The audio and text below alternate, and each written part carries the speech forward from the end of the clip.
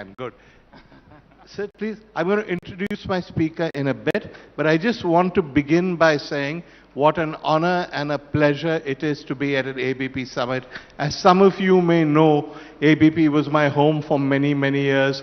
I learned most of my journalism at ABP, and to be here and to see the next generation taking over and doing such a fabulous job makes me very proud. So a big hand for everyone who organized this. I also want to thank my friend Mohit Roy Sharma, who I've known for 21 years, who drags me out whenever I say, Mohit, I've done too many summits, I've done too much. He drags me out and he always gets me here. So wherever you are, Mohit, thank you, I'm here for you. Which brings us to our speaker. Now, you probably have heard of him, you've probably heard of the group. What you may not know is this, that when I lived in Calcutta, the Goenkas were pretty much, apart from the Birlas, the royal family of the city. They were people who'd created things out of nothing.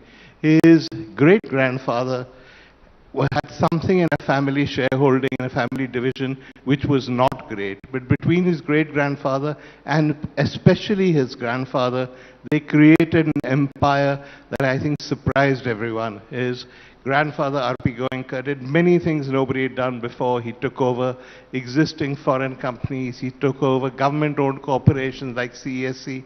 He ran them to a very high standard. I knew him well. He was like a legend in his time, and I learnt a lot from him. You would think that with a man like that, it would be difficult for anyone to follow in his footsteps. But Shashwat's very lucky because his father has more than built on the legacy that he was left by his ancestors and turned their group into like the biggest group in Calcutta, one of the biggest groups in India, the envy of everyone for their ability to move with the times. So obviously the question to you is going to be, what does it feel like to be standing on the shoulders of such giants? So first and foremost, thank you so much for having me here. It's an absolute honor and such a pleasure to be doing this with you, Peter. So I think when I look at my family history, right, it spans almost 220 years now where we've been in business, right? And each generation has come in and built on what they've kind of inherited in a way, right? And more importantly, they've diversified, they've stayed ahead of the times, the competition, etc., to kind of continuously reinvent. And I think when you look at the last 3-4 generations you spoke about, my great-grandfather, my grandfather, dad, I think each one of them has done that, right? Right from at some point being the sole bankers to the East India Company in the 1800s to running textile companies to, you know, my great-grandfather being the first chairman of the State Bank of India, to my grandfather, as you said, acquiring companies, that continuing the legacy. And for us, it's always been a story of reinvention, a story of how do you take what you have to make it even bigger, to create more shareholder value. And you know, our tagline also, interestingly, is growing legacies. And I think that's the business that we're in. That really sums up what your group is like. Now, I want to go back slightly into history. Around the time that your grandfather got into business, the tradition was that the big Calcutta companies did not do consumer-facing businesses. They did B2B stuff. Your family changed that. Because so many of your business consumer. Plus, you've gone into retail and stuff like that. So tell us a bit about that. What was it like? Sure. So, you know, this is somewhere around 2012 when we decided, which is when I came back from college, and we said, you know, the core of our group is B2B businesses, like you said. And we said that when we look at the next 20 years, we want to redefine what RPSG is and create it to be one of India's, if not India's leading, one of the leading consumer conglomerates in the country and then globally as well. And so we said we look at all our core businesses and how do we convert them from being purely B2B to either B2C or B2B2C, right? And how do we kind of diversify and get into more consumer businesses? So whether it was retail, whether it was FMCG, where we launched India's fastest growing snacks brand, we've even launched a few personal care brands as well, an Ayurveda brand, to looking at the expansion into media and into sports as well. But, I mean, I use the term Marwadi hesitantly, but to launch for a Marwadi company, to launch the best-selling snacks, fastest-growing snacks brand, it's pretty historic, right? It's never been done before.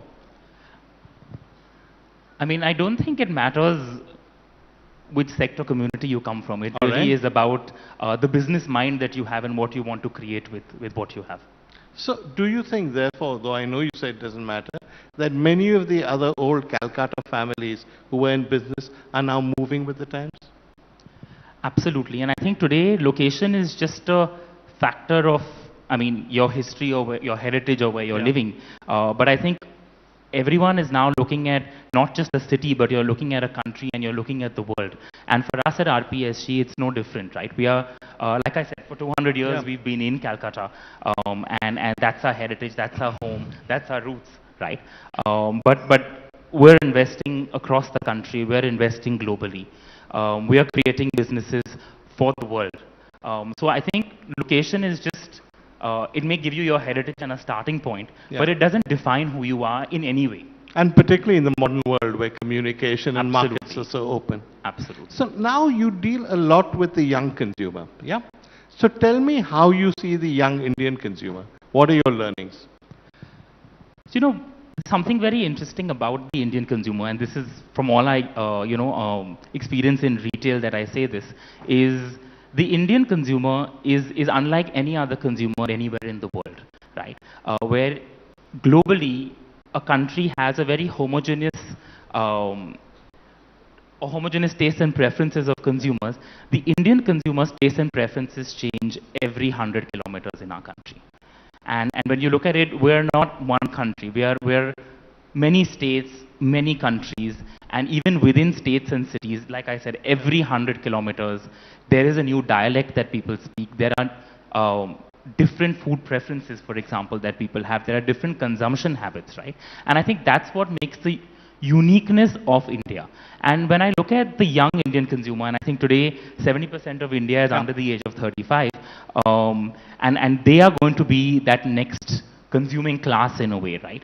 And I think when you really look at them, the original concepts that we used to back in the 90s, at least when I was growing up, initially you get into savings, then you get into, you'll buy yourself a car, you'll buy yourself a house, you look at all of that. I think that whole approach has changed now, where consumers today want a lot more instant gratification, and there is, the aspirational levels of consumers have risen a lot, and they are willing to spend that extra amount to kind of live that aspiration today versus saving it up for a aspirational future. So they're different from their parents in that respect. Absolutely. So when you talk about the food business, the snacks business, how does that impact your decisions? So I think one is just the way people buy has changed, right? From going to a typical kirana store or your pawn shop outside your home or to a hawker on the street to going to either modern trade stores or e-commerce. And over the last 4 years, I think quick commerce is something that's at least in tier 1 cities today taken on. And so there are different ways that we look at how do we grow our distribution when I look at the food business.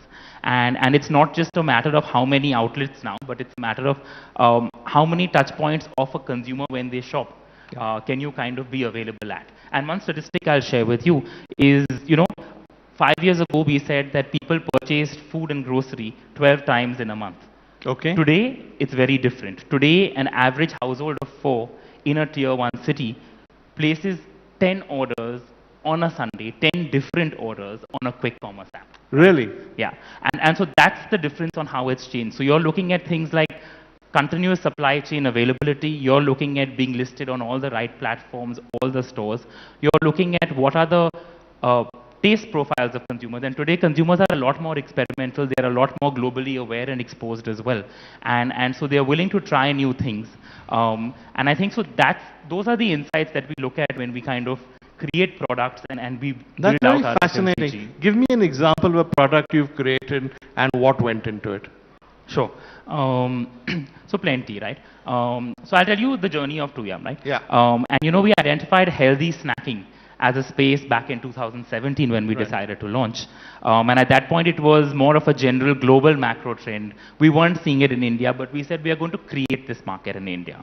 And we had launched with makhanas, which at that time was native to certain parts of India, but it was not a countrywide known snack. The benefits of it were not known, right?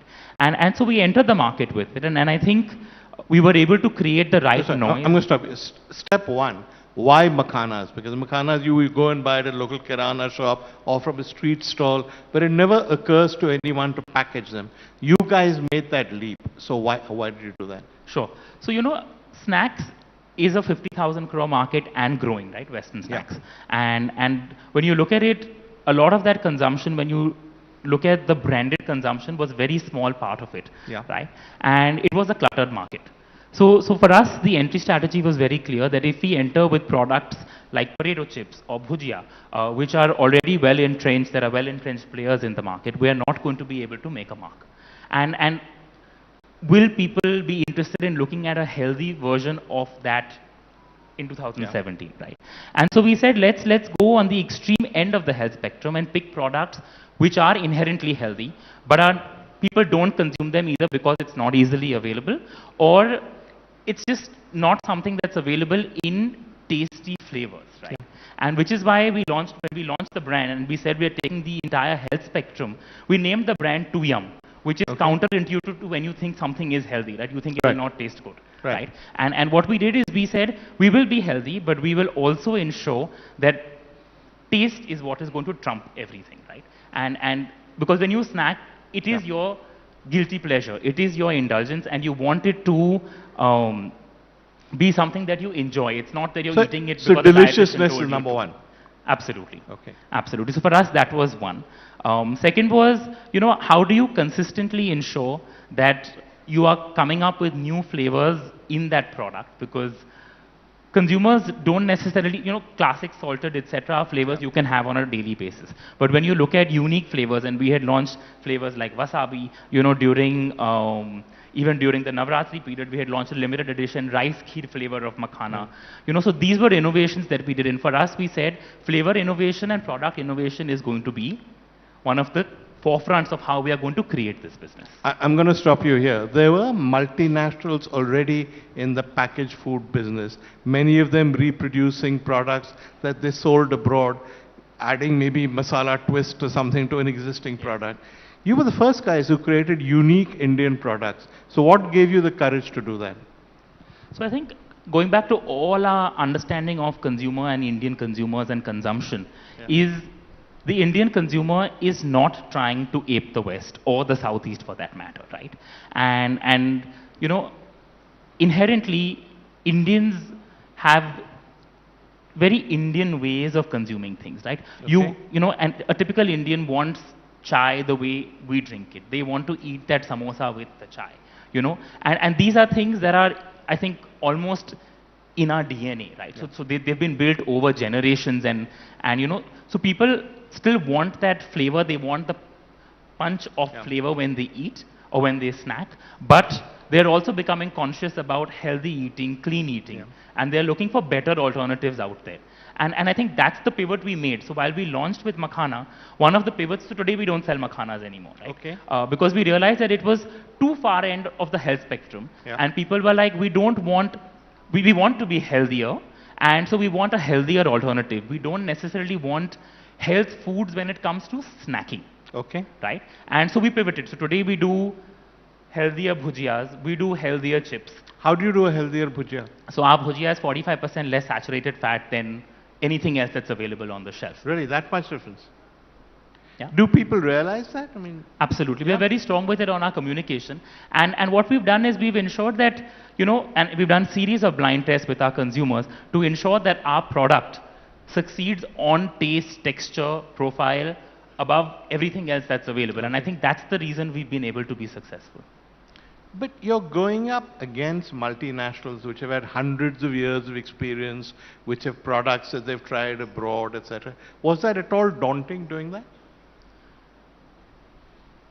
I would say yes and no. Of course, there have been enough players, both MNCs and Indian players, who've been in the market for very long. Indian players like ITC, Indian players like Haldiram's, right? And they've created the market for snacking or packaged snacking in India, right? But I think what what kind of one, of course, what kind of prevented, in a way, you could say, is like, it was daunting to say that, okay, you're going to be fighting against them or in the same market as them. So how are you going to get market share? What will you do to create the trust with the consumer? But at the same time, I think what helped us was the fact that we didn't have any baggage. We were able to be very agile with our decisions, very quick with our decisions, and very experimental. We didn't have a base that we needed to protect, right? We could create anything. We could fail, and we could learn from those failures and bounce back very quickly. In a sense, you were a startup. Exactly. Exactly. Yeah. Exactly. Things like distribution, from the time you even thought of it to now, it's changed dramatically, as you were explaining. How does one keep up with those technological developments? So I think today technology is changing. 10 years ago it was changing every year. Today it's changing every day, right? And so it becomes imperative on all of us to stay abreast of what's happening with technology across the world, not just in your market, but across the world. And seeing which of those technologies, what can you firstly learn from them? How do you kind of adapt to them? And I think most importantly, how do you get your organization to be aware and adapt to them? Because the entire organization needs to start working in different ways. And those ways are changing very quickly. They are being disrupted very quickly. And so there's no two ways about, it's not an option of should I or should I not. You have to. And you kind of have to do it very quickly. Which is difficult, surely. Absolutely. Yeah. But who said business or doing business is easy? So. Okay. One of the other things you said at the beginning was that the first thing when you're dealing with the Indian consumer is, remember, there's no such thing as the Indian consumer. There are families of consumers in such a vast country with different tastes and different things. Give me an example of the kind of variations you see. So one is, I'll give you an example of an individual family in itself, right? Okay. If you look at the 90s when I was growing up, right? The house had 1 or 2 TVs and people would consume entertainment, right? As a family. Today, everyone's on their personal One device. TV, yeah? Your house may be 2 TVs, but one to two, that's what, depending on, yeah. Absolutely, right? And it was always a family activity. Today, you have a family who's sitting in the same room and everyone's on their personal devices. Because data is so accessible, everyone has a personal device. And so consumption has changed in that way, not just in the food space, but even in the entertainment space. And I think it's across every space, right? Even when you look at services, for example, all of it has changed. Looking going forward, I think it's a reasonable assumption that technology will keep changing the game. I'm more interested in your observations about demographics. You said, I thought that was very interesting, that the Indian consumer now is more educated than ever before, better traveled than ever before, because of the internet, etc., more aware of what's happening internationally than ever before. And yet, he likes bhujia, he likes chai, he likes samosas. So explain that paradox. So I'll explain 2 paradoxes to you, right? One is on the tastes and preferences, and second is how they purchase, depending on this, right? I think when you look at any culture, right, there are things that have been inherent to them over generations. So whether you look at Switzerland, for example, where people have consumed fondue and raclette over generations, and the current generation still consumes it despite all the health macro trends, right? I spoke about samosa and chai in India, the US and coffee, for example. I think these are things that are, they genuinely go into the DNA of cultures, and they kind of are built over generations in a way. And so they are not things that change very quickly, right? It's the nuance of how they get consumed and different forms and form factors in which you can consume them that changes. So I think that's where the Indian consumer is at also. They want new formats to consume, they want new products to consume, they want new services to consume, but they want it available to them in their inherent way of consuming. The base nature of how you eat or how you consume doesn't change for a demographic or a country or a geography, right? So for example, in India, or you know, you are used to eating with your hands, whether Right. it's the roti, whether it's the rice, and that is something that is still inherent even today. Yeah. Even when you look at toddlers today, and I have a 4-year-old, Yeah. her inherent way of eating is I want to eat with my hands, not with a Right. spoon. So that's what I'm saying. It's inherent in your DNA. Now coming to how they purchase as well, Yeah. right? Is the Indian consumer is you know very dichotomous when it comes to consuming products that they think are international versus products that they think are everyday Indian, right? Oh, that's interesting. Explain that. Yeah. I'll explain it, right? So when an Indian consumer, and we see this in our retail business, when an Indian consumer wants to purchase potatoes, onions, tomatoes, garlic, they know the price of that. They Okay. will not pay even 50 paise or a rupee extra for it. They will want to get the hardest bargain on that. But when it comes to an imported wheel of truffle cheese, for example, they are willing to pay that extra mile for it because they know it's not easily available. So that's also a very interesting dichotomy of which is very unique to the Indian consumer. And which is why when you even look at, say, quick commerce today, it works very well in tier 1 cities because people are weighing it with how much time will I save? Because we are a time-starved nation, Yeah. right? And that's the reason India has been one of the few countries where this business has kind of caught on, and nowhere else in the world has quick commerce really caught on. That's true. I hadn't thought of it that way. Yeah. So when they look at international products, they are slightly more flexible when it comes to price. Indian products, they're typically Indian in the way. What happens if there's an international type product packaged in India? Do they treat it as an international product or one of ours? I think it's not about where the product is coming from. It's the about kind of product. It's the kind of product. Okay, I get you. Yeah. Looking forward, if you look at this generation, there's been a lot of talk recently about whether they work hard enough, whether there's too much leisure. What is, and you study this generation for a living in a sense because demographics is your business. How do you think we're going to go forward? What are young people going to do as they grow older? I think when it comes to work-life balance, essentially, right? I think it's important to have both. But it's also important to understand that there are times when you need to work more, and so you need to put in those additional hours, right? I don't think... Okay, hang on. How many hours a day do you work? I don't really count. I think we are working down the clock. So between 18 to 20 is not unfair in your case, no? I wouldn't put a number to it, but I would say right, yeah. you're basically working the whole time, right? Because there's no time when you're not working, no? Exactly, and that's like every entrepreneur, right? Yeah. Or every Yeah. person who's Yeah. working, because you're constantly thinking Yeah. about things for your work, things for your Yeah. business. What can you do differently? What can you do better tomorrow? How will you And if you're add in the, value? if you're in the food business, travel, a meal outside, all of that is input, no? Absolutely, absolutely. And I think, so the way I look at it is, it's not about the number of hours you put in. Okay. It's about how productive you are with the work that you do, and are you able to make the difference. And it's not about, checking a box that I worked from 9 a.m. till like 2 a.m. It's really about what have you done in those hours you have worked. Absolutely. So Do you that's how think- I would look at it. But you're an entrepreneur, and an entrepreneur, effectively, though you're from a business family, you've started new businesses, and you've worked, as you say, around the clock, and you've seen early success. How have you maintained a work-life balance? So I think, again, I will go back to a thing like growing up, you always heard of, 9 to 5, 9 to 6. But I never saw that with my dad or my granddad. They were always working, right? Yeah. Having said that, they always still had time for us. Yeah. There was never a time where I felt I was deprived of time with anybody because they were working too much. That must have been tough for your dad because he was always traveling, building new things, but he still found time for the kids. Absolutely, and I think for me also it's exactly the same. I think that's what I have seen, and the idea is, you have to build, and you have to create, and you have to work, and you will work because that comes first. But having said that, you also have commitments to your family, and to your wife, and to your children, and to your parents, and it's really about doing all of it simultaneously, and I think that's really how I do it. Because the Goenkas are unusual in that all of you have a reputation for working round the clock. Yet you also have a reputation for being a close-knit, affectionate family that looks out for each other, which means you do manage to find the time.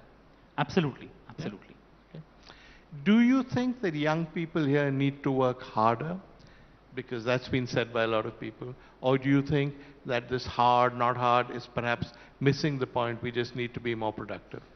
I think it really boils down to being more productive. And if you really look at it, I think back in 2012-13, there were hardly any startups and unicorns coming out of India. Yeah. You look at that statistic today, and it's many hundred times over, which is just a testament of the productivity and the hard work that, Yeah. that the youth are putting in. So. It's a question I always wonder about. People like you have come from generations of money. Yet when you look at lists of rich people in India, you guys are very high up, so I vote for that. But lots and lots of these billionaires are self-made people. A lot of them have done it not through manipulating the system, which was the traditional way to become self-made, but through technology, through innovation, through innovation. How much pressure does that put on somebody like you, who has to keep your place and your family's place in an environment that's changing in terms of wealth creation? I think for us, like when we started off, I said Yeah. it's about growing the legacies that we have and creating new legacies for future generations, right? And so if you really look at also our group, each generation has of course grown what they've inherited. But And taken it into new areas. absolutely, and what they've also done is done their own startups and Yeah. created their own businesses as well, right? So it's that way been not just preserving and growing what you inherit, but also creating your own legacy, creating your own businesses and growing those businesses. And I think that's what Was that I drummed try to into do you as as well. kids? That's not enough to look after daddy's business when you're old enough. You have to make something of your own? I think, again, when you look at it, whenever you look at family businesses and globally, there Yeah. are case studies on this. They usually say, the first generation starts to create, the Yeah. second generation builds, and the third generation destroys. Right? Yeah. But when you look Your at, generation 4, so that's worked out so far. it depends on which Or way which you look way at you it. start Exactly. counting. Yeah, It could yeah, be yeah. 7 or 8 as Yeah, well if you look that's at the right. 200-year legacy. Right? Yeah. And I think the reason why we've been able to, and a lot of family businesses in India particularly are able to kind of do this over centuries, is because they give each generation the freedom to create along with growing what they have. Yeah. Right? And I think that's what kind of creates that. And second is, we've been very particular about ensuring that we're looking at, continuous growth, looking at competition closely, looking at ways of adopting technology as it changes, looking at ways of, how do you kind of stay ahead of the curve always. And I think that is what kind of also allows us to kind of keep building, rebuilding, reinventing, recreating to ensure that you are moving with the times. And it's working, right? The company continues to grow. Touch so wood. touch wood. Okay, I'm going to ask you just not quite rapid fire, Sure. but a series of unrelated but related questions. Okay. Tell me one thing you remember about your grandfather, the legendary RP Goenka. He was someone, and I remember observing this always while growing up. He could connect with someone who was 90 years old, and he could connect with someone who was 1 year old. And each of them equally loved him. So I think that was something that I remember, and that the power of being able to kind of find your space with no matter who it is that you're with, and making that comfortable, that person feels so comfortable. I think for me I think that that- is one thing yeah. that Because stays with I me. know he's been friends with the Sarkars for years, and he used to talk to Arup and Avik, who ran the family business as friends. And I was like this young journalist who just joined, and he knew all my bosses. But he spoke to me in exactly the same way, with the same respect, took the same interest in what I was doing, which is a real knack. No? Yeah, It's a real absolutely. gift. Absolutely. Okay, one of your father, one memory. I mean, I have a You have lot. thousands, but give me lot- one, give me yeah, one. Absolutely. But I think one thing that I spoke about earlier as well is I've always remembered he had time for us, despite all the things he did. I had friends who would always complain that they don't see their fathers for weeks at a stretch, whatever it is, right? And I feel like for us, he was always there. He's always there even today. He's such a strong guiding force for me, and I think that is what I think. You would- Yeah, yeah. Is there one quality he has that you wish you had? There are plenty. And I think he's today over 60, and he's still so in touch with what is relevant, what is new. There are times when he's telling me about new technologies or new things that have been coming up, which he's already tried to use and whatever. So I think that continuous ability to keep learning. And no matter the age, no matter the experience you have, to continuously be okay to say, okay, this is something new that I don't know, I will learn about it, and I will be better tomorrow than I am today. I think for me that is something that... He's also very sharp-witted or quick-witted. If you ask him a question, there will always be an answer immediately. He won't take time to think about it. And you've inherited that, no? Judging by today's session. I don't know. Okay, let's keep the rapid fire going. A business person not from your family who you admire. I think Mr. Mukesh Ambani, without Explain any to me question. why. Yeah.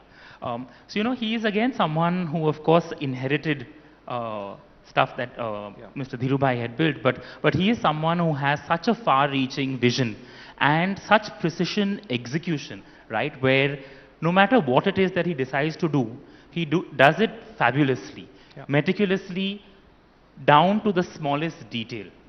And I think despite all of that, he is someone who has so much humility.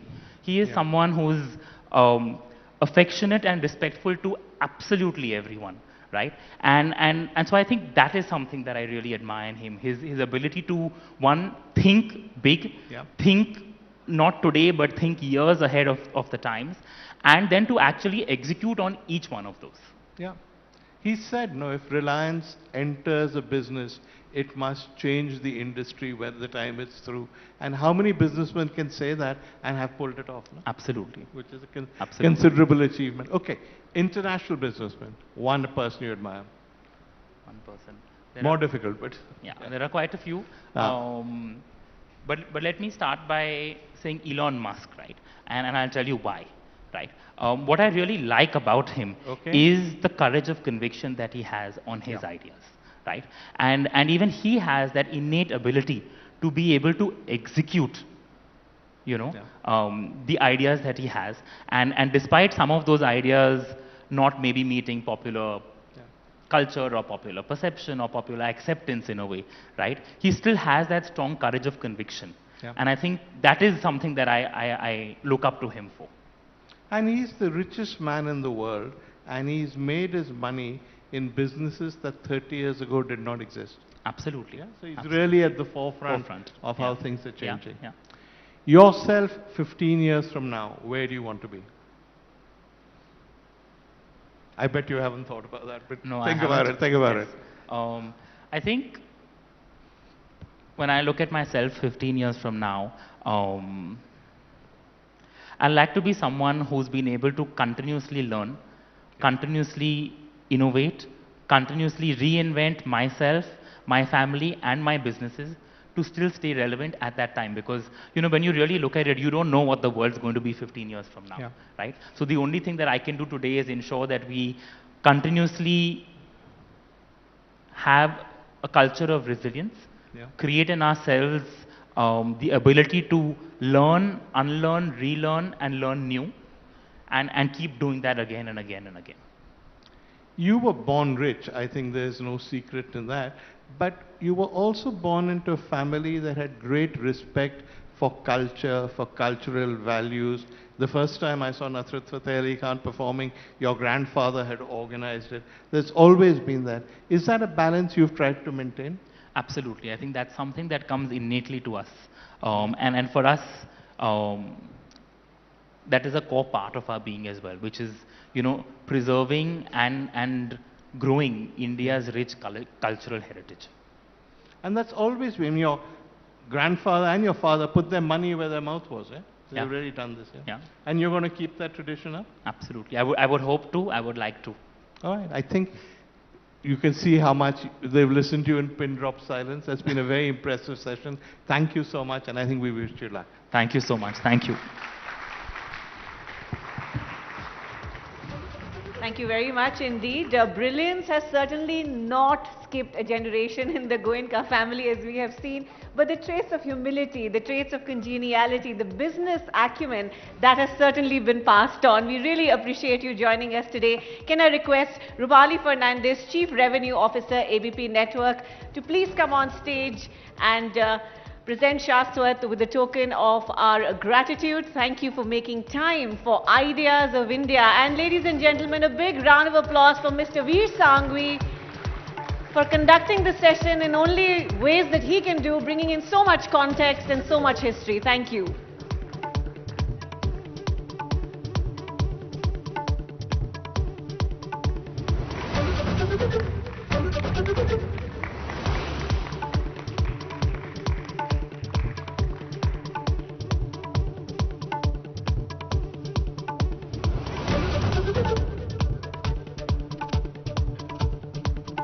Very much, बहुत धन्यवाद. But I think a photo moment has been missed, so we'll take that right now. A quick picture, Mr. Sanghvi, a quick picture to mark the session.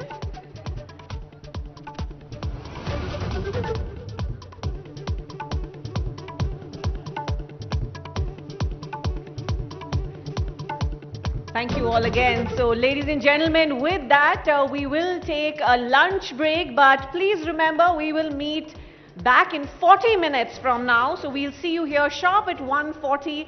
और जब आप वापस आएंगे तो ताल से ताल मिलने वाली है. You don't want to miss that. Enjoy your lunch. We'll see you back here at 1:40. Thank you very much.